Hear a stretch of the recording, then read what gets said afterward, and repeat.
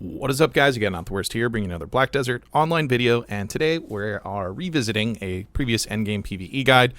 This is for Succession. Drakania covered this when the class was pretty new, and actually there's been a ton of changes since then to it. I will go ahead and let you know it's not amazing. The class itself, I don't know that BDO is in a current state where we truly have like D and F tier for it, especially if we consider like S being above A, right? So for S, A, B, C, this is bottom of the list. But when we talk about C tier type classes, just understand that it's not super far off in overall performance of Trash Loot, with one exception to that. So I want to get that out of the way. Succession is not amazing. It's certainly viable if you really love the build, or if you don't like swapping frequently, despite the fact that they've made it incredibly easy to swap specs back and forth. One of the most unappealing things is Awakening Drakania is actually pretty good in PvE, so it does feel a little bit lackluster, but I know there's a handful of people, or there has to be a handful of people out there that just love Succession in general. The Ion Shards thing is somewhat cumbersome,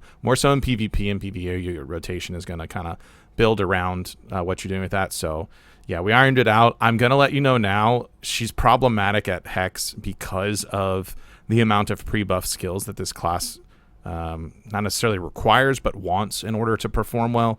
So you're doing a lot of iframing and super armored sidestepping in places you don't want to be, which ends up lowering your DPS. So it's manageable, but the clear speed is just so much worse than even Awakening Drakania that it makes it unappealing. She does, however, really shine at Gyfin and does all right at Trolls because of the nature of the mechanics for those grind zones. It's not as important to be out of the way of the mobs. So I'm going to give you the tools you need for grinding any of those endgame grind spots, including Hex. Just be aware that you're going to be working a lot harder than most people do grinding there on virtually any other class. It is a lot of work, so because you can't just sit there face tanking everything while you're trying to get these pre-buff skills in, and you need to do a little bit of decision making. But I'm going to give you the tools that you need to do that. So first up, let's dive in or jump in, or we're going to do both. We're going to jump and then dive into the Lightstone options. Okay, so Lightstones for Succession Drakania. She has the benefit of having a lot of her very high-powered skills at critical rate, 100%. And some of her other skills aren't, that are very important to get to 100% critical rate. And in a lot of cases, for some classes, you would need to then consider Deathblow, or for maybe not a lot, but some classes, Deathblow is actually best in slot to run so that you can get 100% hit rate on all of your PvE skills while you're using that. So that's something that exists. However, Succession Drakania has access to the skill Soaring Assault, or specifically Absolute Soaring Assault, and this skill is amazing in the fact that it gives you plus 24% critical hit rate for 10 seconds on it. That means you're going to have 100% critical hit rate throughout the entirety of your skill rotation that isn't already 100% critical hit rate, so that you can rinse and repeat, and you don't need Deathblow for that. This is one of the reasons that she really shines at Gyfin, because she not only maintains 100% hit rate on every single PvE skill that you use, but then you can take advantage of her true best in slot PvE Lightstone set, which is Vicious Shadows. This picking up extra back attack damage and critical hit damage for you maximizes the damage.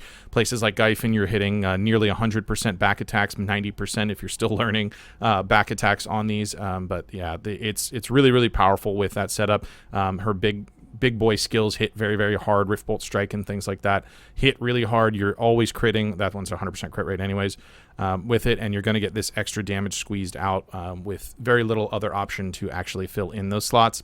If you don't have that set up, I do see it brought up. People ask me about target openings pretty often. The thing about target openings, it's a fine set to use if for whatever reason you don't have a Shadows Lightstone, but if you're running target openings and you do have the Shadows Lightstone, or you can pick it up, they're sub 1 billion and usually sitting on the market depending on your server.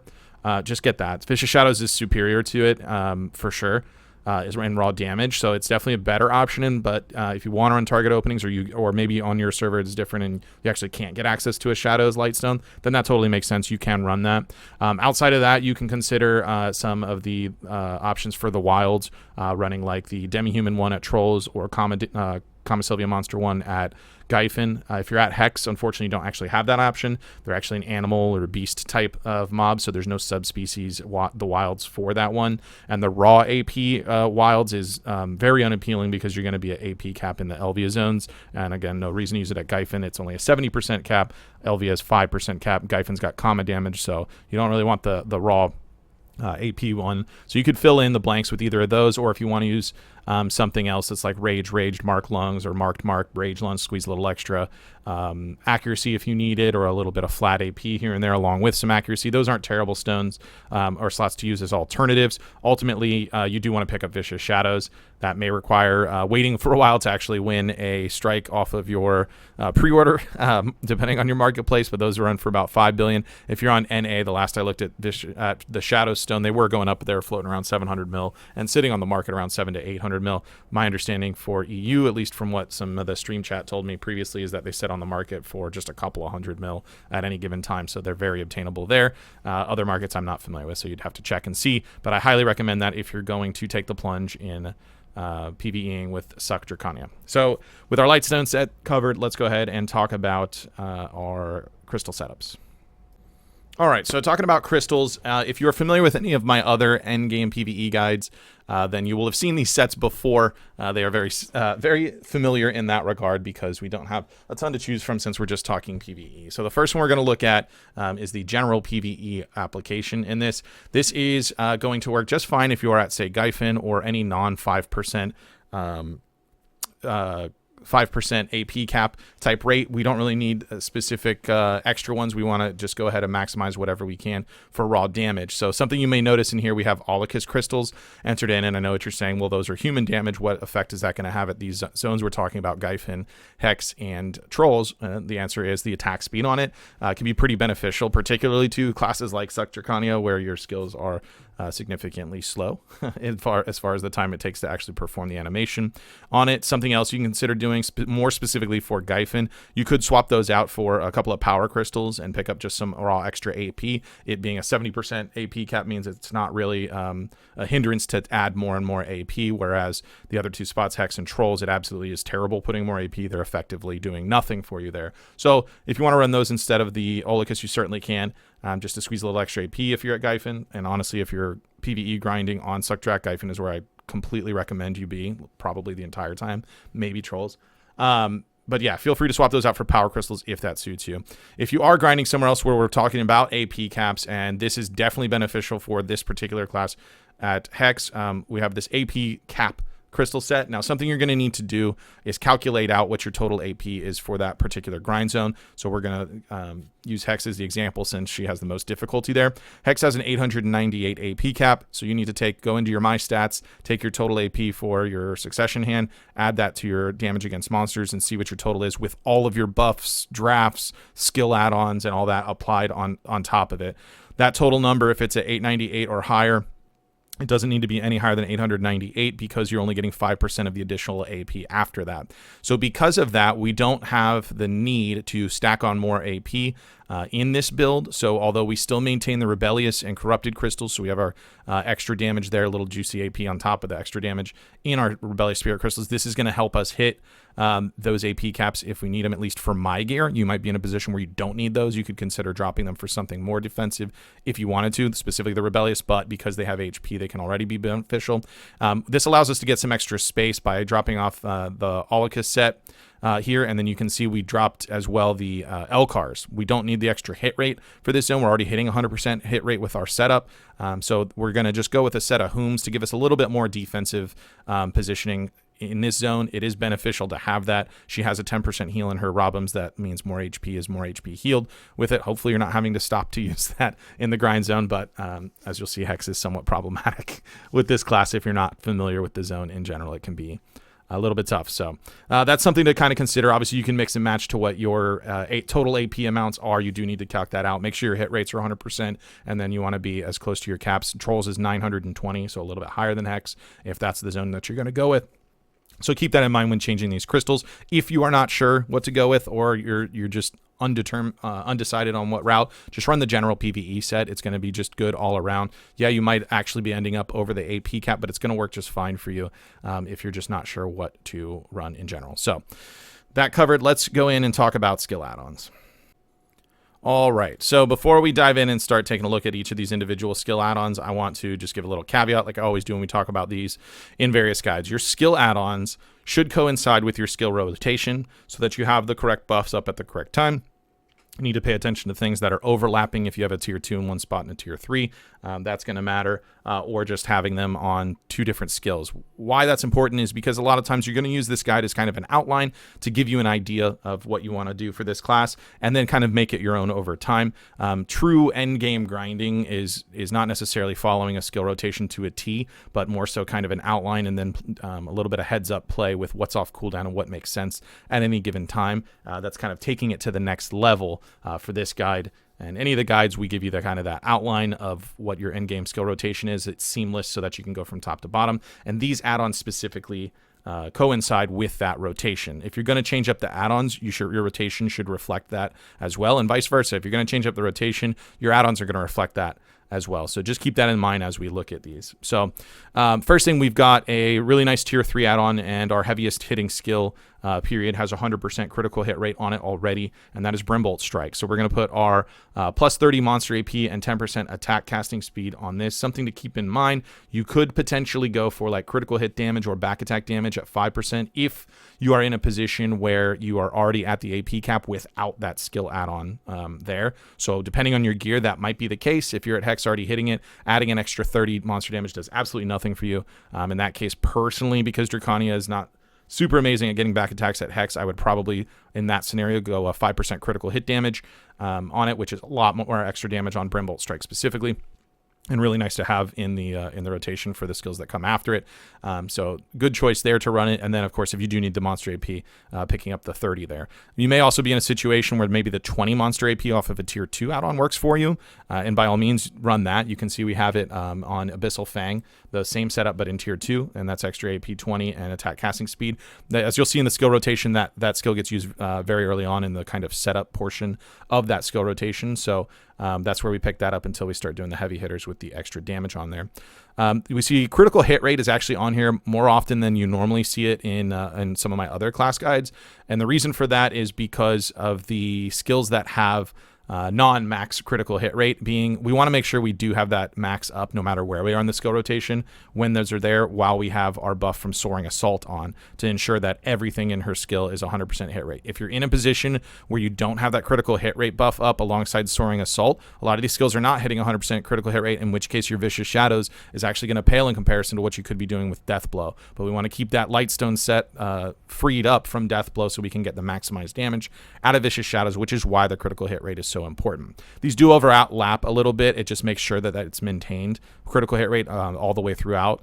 Your skill rotation, you can swap these out for other things, potentially movement speed on maybe Brimbolt Rays might make sense for you specifically at Hex. It's going to pivot around the mobs for back attacks a little bit better. Transitioning from pack to pack, a little extra 7% is not going to hurt by any means, and you may not need the critical hit rate to be up that much. Your mileage may vary on it, so just kind of try out different things. Speaking about Brimbolt Rays, we have the minus 15 DP applied to this skill as well.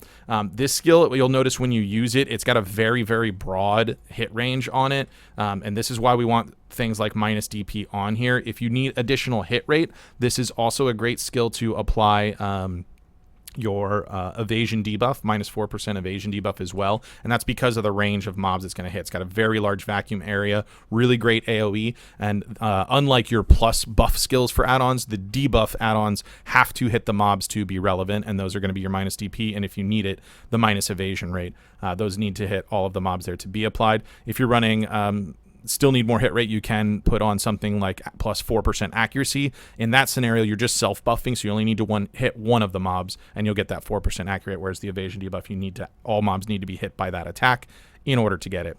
We have Blazing Strike, adding the back attack and critical hit damage. As you'll see in the rotation, this is the first of the heavy hitter skills after we get kind of the pre-buff stuff added there, and Skewer is going to be in a couple points in here. It keeps our Ion Shards charged, so it gets used constantly, and this is going to help us keep that critical hit rate no matter what type of positioning we're in the skill rotation. So there you have it for add-ons. Like I said, you'll kind of mix and match this over time as you get more familiar with the class, and you change up your skill rotation to what suits you, but this is what's going to match perfectly with our seamless skill rotation that we've got set up. So with that part covered, let's go ahead and take a look at the skill rotation and get into it.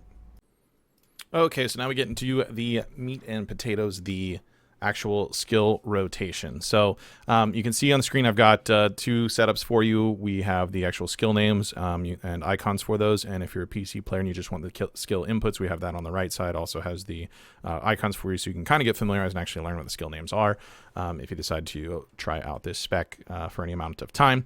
So we have 2 kind of setup, or two portions to this: the setup skills that are going to be giving us that critical hit rate we talked about earlier, soaring assault and things like that, our AP buffs and whatnot, and then also our damage setup. So this class does want those setup skills in most cases, outside of the accuracy buff, which isn't super necessary, but that skewer skill does give us our shards, and Dragon's Maw is completely optional if you don't need the evasion shred on it. It's not needed. The other thing is, it just so happens that this setup skill rotation is lined up perfectly with the wake up time of the elite mobs at Gyfin Underground.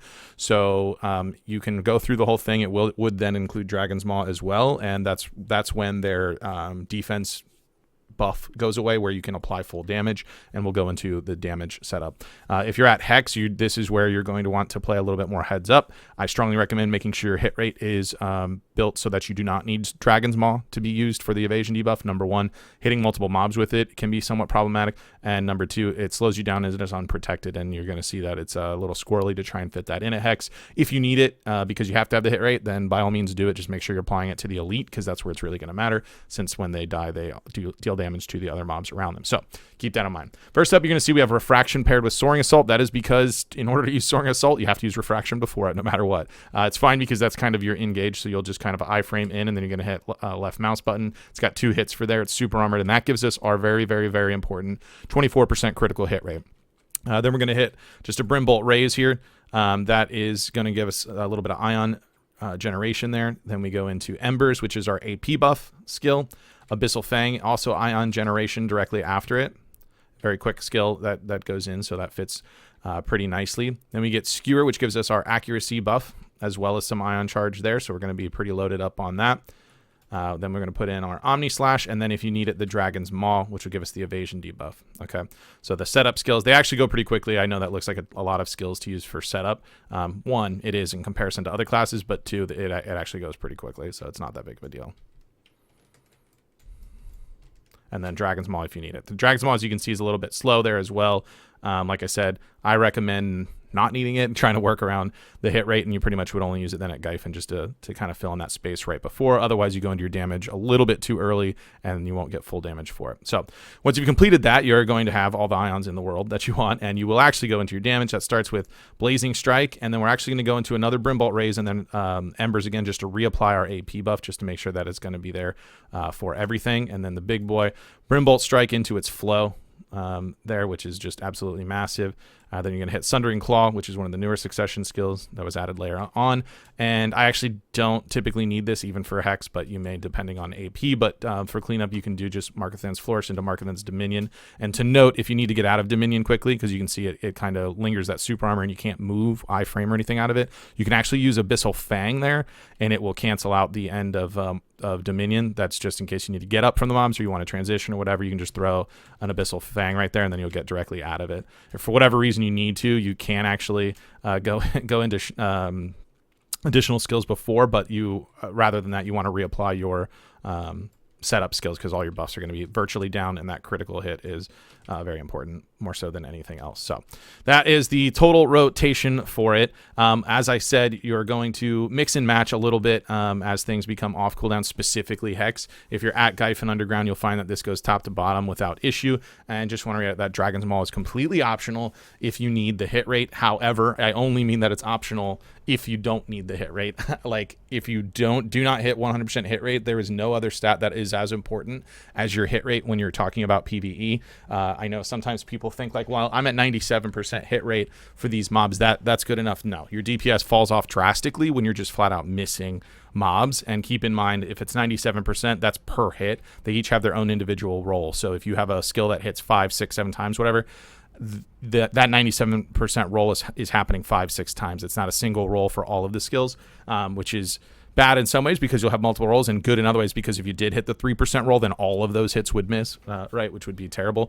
So don't be terrible. Just make sure you have 100% hit rate for wherever it is that you choose to grind. I'll go ahead and do the rotation one more time, and then we'll end out with the demo so you can kind of watch it. It's mostly going to be Gyphon, and then I've got a couple of rotation clips at Hex. Should you choose to, I don't know, torture yourself and play Suck Drak at Hex, it is possible. You can do it. The numbers are fine-ish if that's what you really want to do, but not heavily advised if you're not completely married to the class entirely. So just finish up our rotation here, and then if you need the flourish into the Dominion, and we can even cancel it, and then you're back up at the beginning. So that is your skill rotation front to back. That's going to be it for this video. If you did enjoy it, be sure to like it. If you're new to the channel, be sure to subscribe so you get notifications when new videos do go live. And if you'd like to catch me live, there's a link to my Twitch page in the description down below. Jump on over there, drop a follow so you get notifications for that as well. I'm going to end out with the demo of the skills in action on some mobs for you. But that's going to be it. Thank you for watching, and I will see you next time.